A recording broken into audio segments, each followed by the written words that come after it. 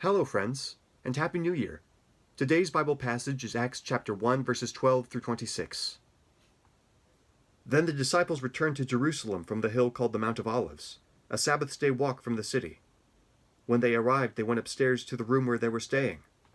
Those present were Peter, John, James and Andrew, Philip and Thomas, Bartholomew and Matthew, James son of Alphaeus, and Simon the Zealot, and Judas son of James.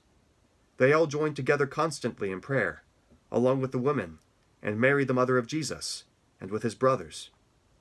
In those days Peter stood up among the believers, a group numbering about 120, and said, "Brothers, the scripture had to be fulfilled which the Holy Spirit spoke long ago through the mouth of David concerning Judas, who served as guide for those who arrested Jesus. He was one of our number, and shared in this ministry. With the reward he got for his wickedness, Judas bought a field. There he fell headlong, his body burst open and all his intestines spilled out.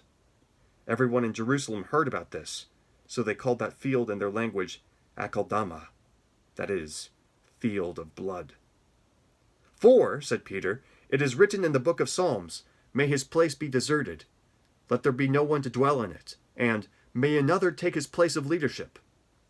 Therefore it is necessary to choose one of the men who have been with us the whole time the Lord Jesus went in and out among us, beginning from John's baptism to the time when Jesus was taken up from us.